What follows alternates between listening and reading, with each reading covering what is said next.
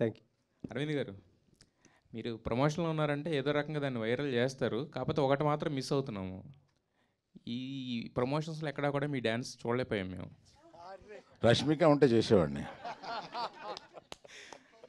అయితే మీ బ్యానర్లో నెక్స్ట్ అల్లు అర్జున్ గారిది సరైనోడు 2 అని చెప్పేసి ఒక వార్త హల్చల్ చేసింది. సో ఇందాక ఇప్పుడు మీరు అన్నారు కదా బయట వాళ్ళతో చేయాలనుకుంటున్నానని చెప్పి, బట్ ఆ సినిమా మాత్రం ఖచ్చితంగా గీతా ఆర్ట్స్లోనే జరిగే అవకాశం ఏమైనా ఉందా?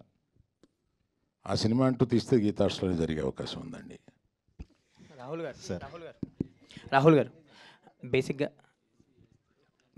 బేసిక్గా ఒక కొత్త డిఫరెంట్ పాయింట్ టచ్ చేసినప్పుడు రిలీజ్ తర్వాత అప్రిషియేషన్ అనేది వస్తుంది డైరెక్టర్కి కానీ మేకర్స్ కానీ.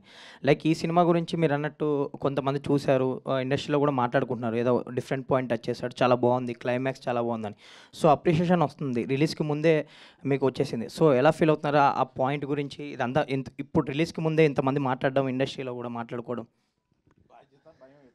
అంతే అంతే నిజంగా.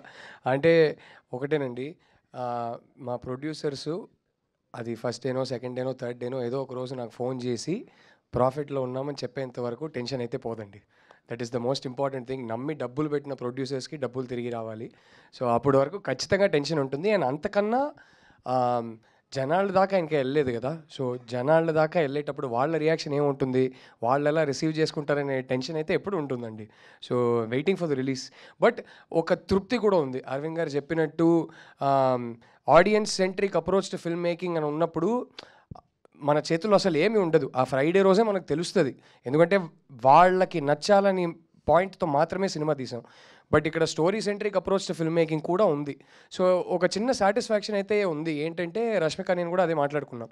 Somewhere we really hope that people love the film, they give us love and appreciation.